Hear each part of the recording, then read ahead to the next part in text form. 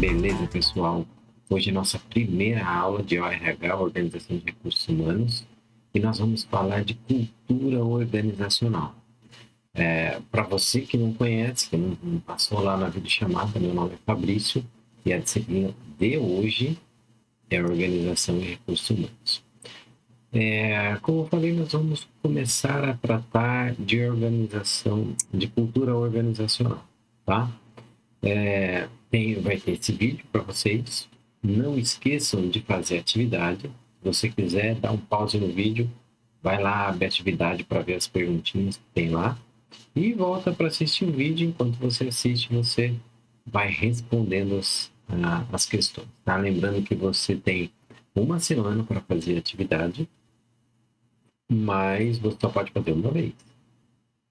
Então toma cuidado, porque se você enviar meio que sem querer, né, a atividade,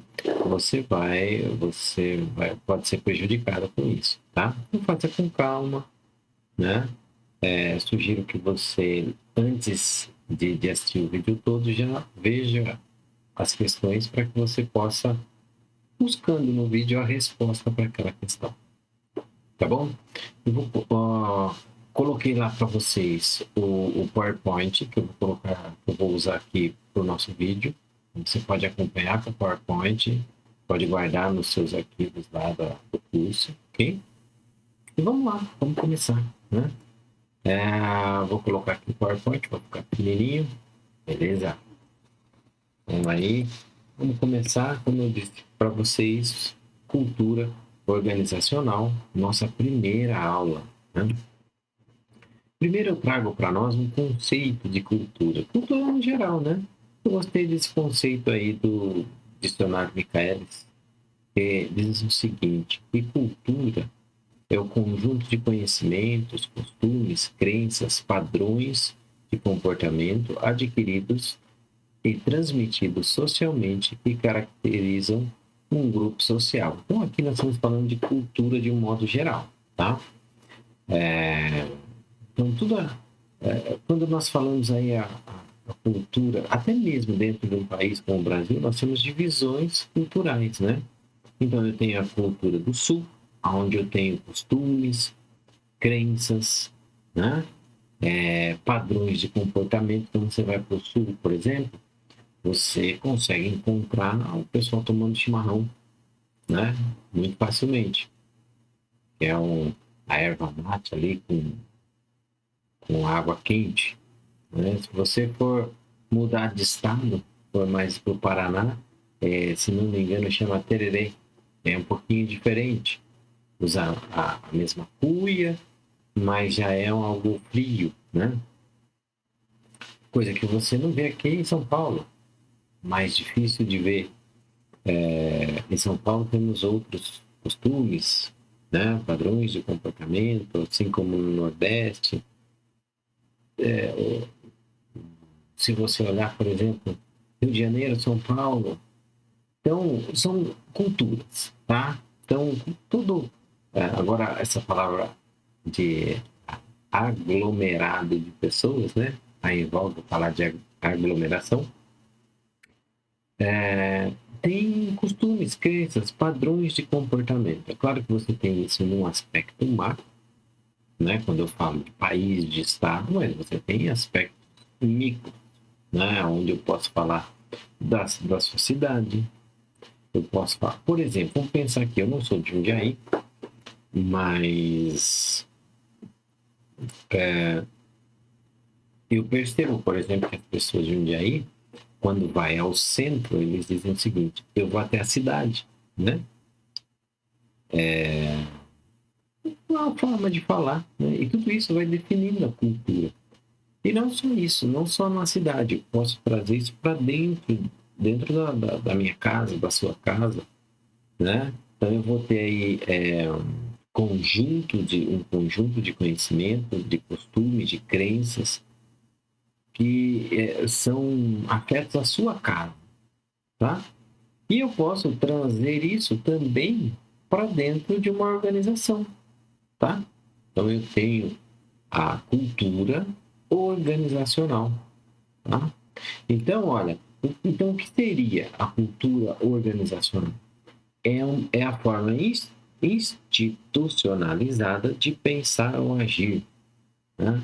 Então, como as pessoas que integram uma determinada empresa, né, aceitam o pensar, aceitam o agir. Como que é feito isso dentro de uma determinada organização? Às vezes eu troco organização por empresa, é um hábito, mas um hábito ruim, porque nem toda organização é uma empresa, tá? Então, eu vou tentar me policiar no vídeo, mas se eu falar empresa, me perdoe, tá? São organizações.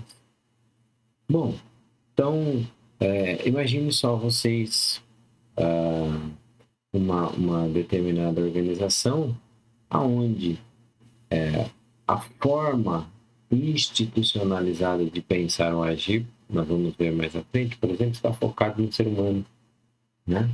Então, todas aquelas pessoas que ali estão focam as suas decisões, né? Encaram os problemas, pensam soluções focadas no ser humano. Outras não. Outras focam no resultado e assim por diante, tá? Então, a cultura organizacional nada mais é que a cultura, como nós vemos de um modo geral, mas aplicada àquela organização específica, tá? Bom, é importante nós lembrarmos que não existe cultura, no modo geral, e mesmo cultura organizacional, melhor ou pior. Apenas culturas diferentes. Nós temos a, a, a, o hábito de acreditar que aquela cultura que nós estamos inseridos, aquela cultura que nos é habitual, é a melhor, né? Mas não necessariamente, tá? Por quê? Porque são apenas culturas diferentes, tá? Não existe melhor, não existe pior, né? Então você tem uma cultura que afeta a uma organização e outra a uma outra organização. Não tem, e eu quero que fique muito claro para vocês, não existe melhor, não existe pior.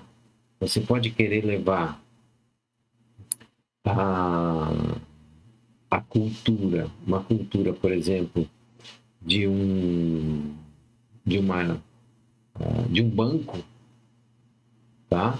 De uma organização bancária, e você quiser levar aquela cultura para um projeto social, para Alcoólicos Anônimos, por exemplo, não vai dar certo. Por quê? Porque uma foca em resultado e outra foca em pessoas, tá?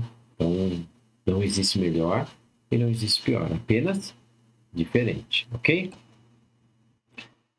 Quanto à força, as culturas elas podem ser fortes ou fracas. Pensa numa, como eu posso dizer para vocês, uma cultura mais forte, ela é compartilhada por mais membros, por muitos membros daquela organização. Então, aquela cultura está nas pessoas. Tá? Uma cultura mais fraca, ela é compartilhada por poucos, né? Ela não está tão enraizada nas pessoas e na organização, tá? Então, eu tenho numa cultura mais forte, essa cultura ela já está enraizada, ela está muito profunda.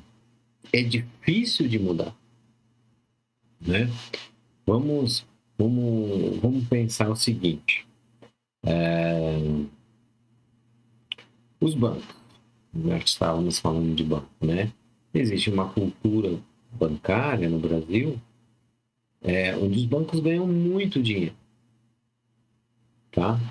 Professor, ganhar dinheiro é cultura? Não, não necessariamente, mas o que eu quero que vocês entendam é assim: os negócios do banco, eles têm por cultura não ser muito mais vantajoso ao banco do que para os correntistas, ok? Isso é muito enraizado. Se você pegar, os bancos faturam muito. E se você pegar o quanto você recebe de, de remuneração por investimento e quanto você paga quando você toma o mesmo dinheiro do banco, é muita diferença, né? Quem já fez ali um título de capitalização e depois de alguns anos foi resgatar, achando que ia ter algum dinheiro a mais e não tinha. Ou tinha muito pouco, né? Aquele dinheiro ficou anos com o banco. É uma cultura muito forte, é difícil você mudar essa cultura, né? Agora, quando tem uma cultura mais fraca, menos enraizada, é mais fácil dela ser mudada, tá? Isso é ruim? Isso é bom? Né? Não necessariamente. Lembra? Não tem bom nem ruim. Tem apenas diferente. Então, eu posso ter uma cultura numa determinada organização mais fraca, né? O que torna ela menos difícil de mudar. Toda cultura não é simples de mudar. Né? O simples fato de ser uma cultura já é algo que pressupõe uma força, um enraizamento. Né? Então, não dá para. Então, a cultura é fraca, então nós vamos mudar isso facilmente. Não, não é. Não é. Tá? Mas, então, quanto à força, nós temos as fortes e nós temos as fracas. Quanto à tendência, nós vamos ter uma cultura mais conservadora, aquela que conserva os elementos e pressupostos, tem como valor a não mudança. Tá? Imagine uma organização muito conservadora, por exemplo, a igreja. A igreja é uma organização não muito conservadora. Então, o valor da igreja é a não mudança. Ela conserva os elementos. Isso não faz ela pior, ok? E nem melhor. Lembram? Eu vou sempre voltar nessa tela. Não tem melhor nem pior, apenas diferente. Uma, uma cultura mais progressista, o valor dela está na mudança, na expansão de horizontes. Né? Por exemplo, uma empresa de tecnologia, ela naturalmente ela vai ter, uma organização dessa, ela vai ter um aspecto mais progressista. Né? Vamos imaginar assim, o Google, por exemplo. Eu nunca fui, nunca vi, mas por vídeos e filmes nós vemos que a forma de trabalhar lá é diferente, né? Não é aquela forma todo mundo sentado na sua mesinha, né? As pessoas têm uma liberdade maior. Imagine só se a Apple ela revolucionou o celular quando ela trouxe o smartphone, né? Ora, imagine se ela não estivesse pensando na mudança do formato do telefone, porque o telefone é apenas uma parte do smartphone, embora ele pareça ainda um telefone, mas ele não é um telefone, é muitas coisas, e uma pequena parte dele é o telefone, tá? Então, nós teremos organizações conservadoras e organizações progressistas, ok? Tudo bem? E, portanto, olha que interessante. Eu posso ter uma cultura forte conservadora e uma cultura forte progressista. E eu posso ter uma cultura fraca conservadora e uma cultura fraca progressista, tá? Mas tem uma coisa muito importante é que não há um dualismo, não é binário. O que seria binário, né? Binário é como trabalha o computador, ou é sim ou é não, ou é ligado ou é desligado. Né? Então, não necessariamente as empresas vão se encaixar, as organizações vão se encaixar em conservadora ou progressista, ou forte ou fraca. Não, não existe aí uma paleta de cores gigantesca nesse meio, né? Então, em alguns aspectos, ela vai ser conservadora, em alguns aspectos, progressista, em alguns aspectos, forte, em outros aspectos, fraco, tá? Então, vou te dar um exemplo. Eu fui diretor de ETEC. Na ETEC que eu fui diretor, que eu implantei a ETEC, fiquei 2 anos como diretor, é muito progressista na formatação da aula. Eu queria que os meus professores trariam algo diferente, né? Algo novo. Eu queria ver o professor fora da sala, eu queria ver o professor fazendo coisas diferentes, levando os alunos em visitas. Mas era muito conservador, por exemplo, na questão do respeito, por exemplo, entre professor e aluno, né? Tem que ter um respeito, tem que entender que para nós, para nossa cultura daquele momento da organização, não sei como é hoje, o professor é merecedor de todo o respeito porque ele detém o conhecimento a ser transmitido, né? Não vou entrar em aspectos educacionais, mas prezávamos muito pelo respeito que o aluno deveria ter pelo professor. Ok? Bom ou ruim? Não existe, ok? Então, cada organização, ela não necessariamente vai se encaixar em um único perfil. Vai ter parte dela que é mais conservadora, parte mais progressista, parte mais forte, parte mais fraca, né? Eu lembro que nessa ETEC, no primeiro ano que nós começamos como ETEC, que nós participamos da feira, nós ganhamos um prêmio, né? Na feira do Centro de Paula Souza, nós ganhamos um prêmio, primeira vez que participamos. E essa é uma cultura de participar de eventos que ficou muito forte. Mesmo depois que eu saí, eu pude ver a escola participando de eventos, inclusive eventos internacionais. É uma cultura que ficou forte na unidade, né? Então, vocês precisam se atentar a isso. Você não vai conseguir colocar a organização numa caixinha conservadora, né? Você, com raras exceções, também não vai conseguir colocar a organização numa caixinha progressista. Ok? Bom, elementos que compõem aí a cultura organizacional, né? Então, são elementos que você consegue analisar para determinar onde ele está, se ele é mais progressista, se ele é mais conservador, né? Então, qual o grau de inovação, né? O quanto essa empresa busca inovação.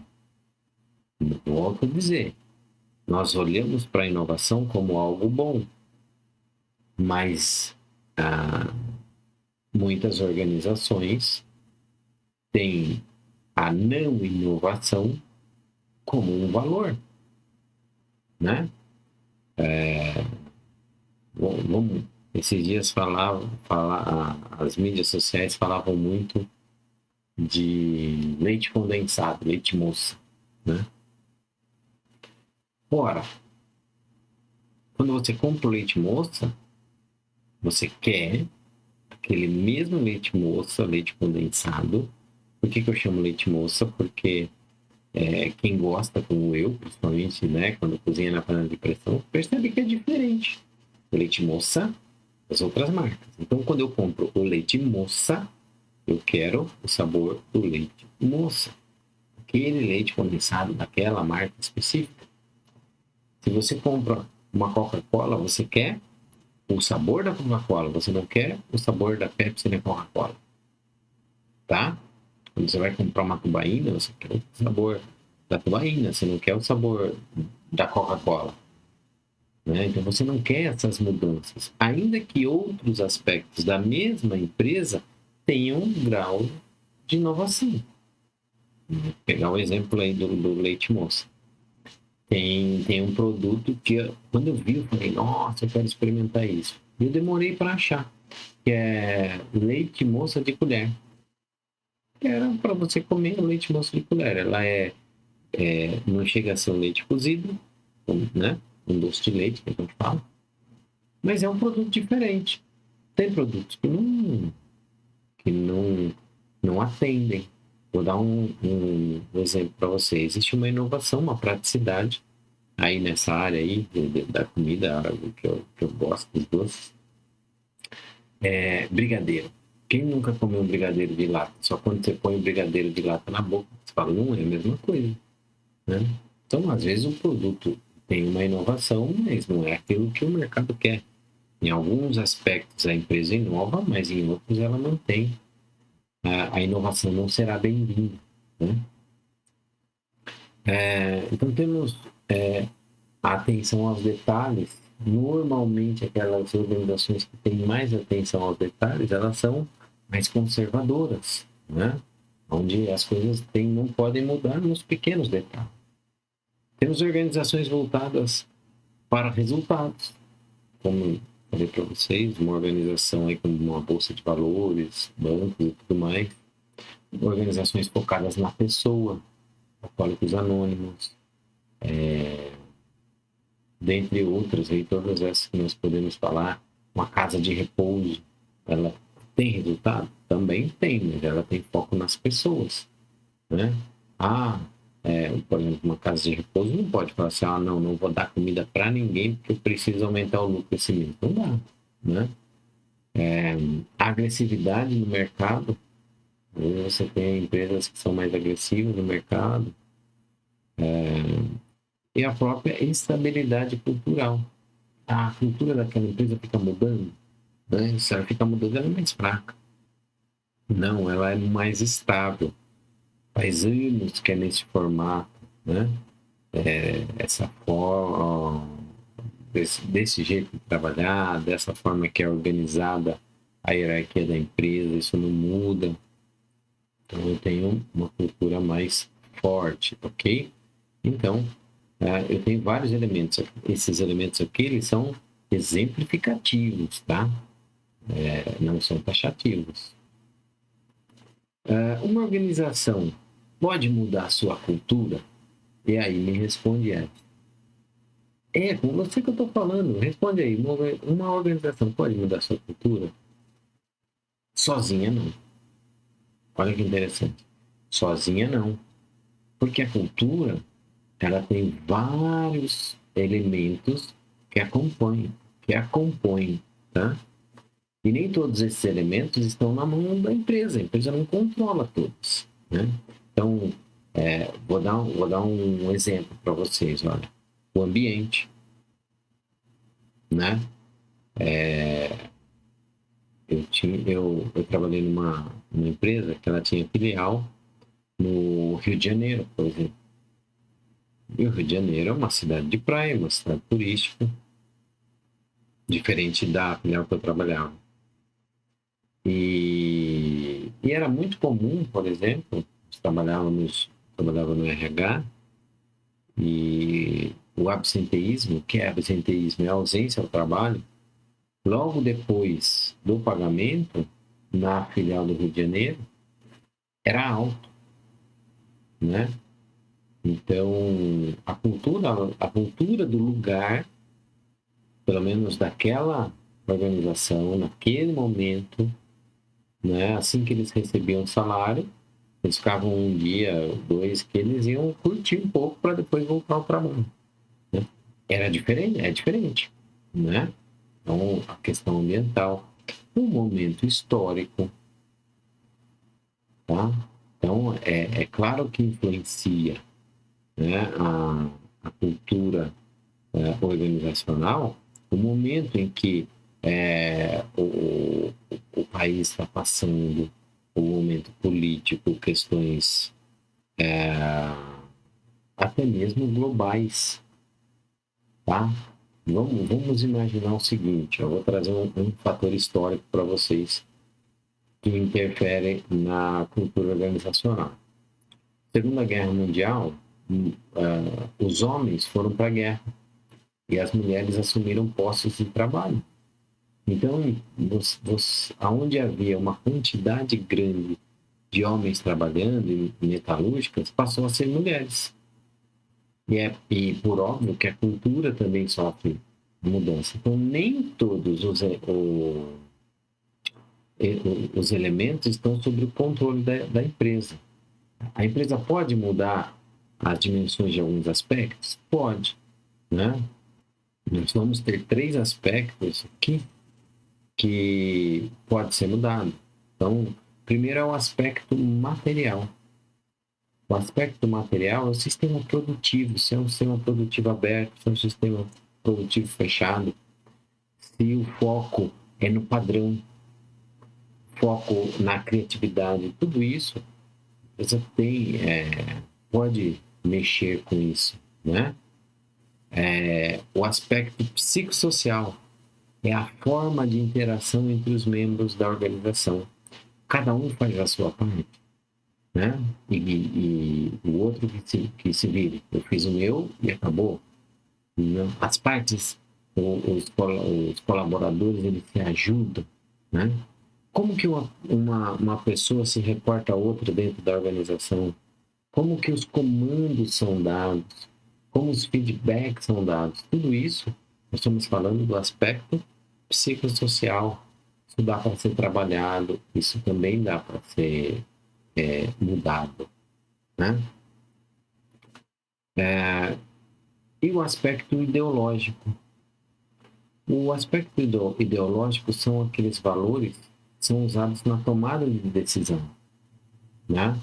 E ele tem que estar estritamente ligado, guiado pelo referencial estratégico da organização. Então, aonde a organização quer chegar, e a partir daí, dessa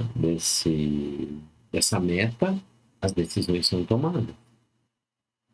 Tá? Para encerrar a aula de hoje, então esse foi o nosso comecinho para entender um pouco sobre a cultura organizacional e alguns aspectos, tá?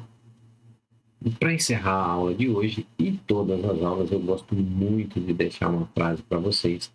Uma frase de hoje é de Santo Agostinho, que fala assim: enquanto houver vontade de lutar, haverá esperança de vencer. Acho muito bacana, né? Deixa eu colocar eu aqui para vocês também.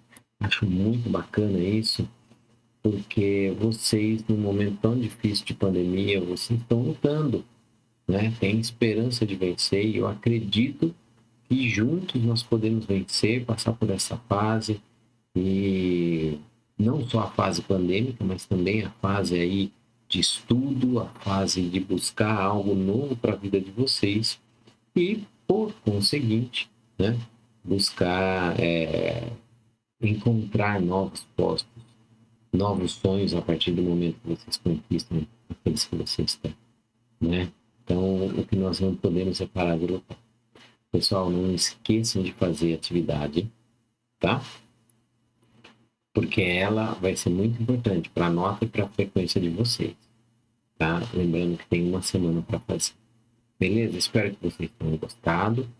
E na próxima aula nós vamos continuar esse assunto. Beleza? Um abraço para vocês, boa semana, até a próxima.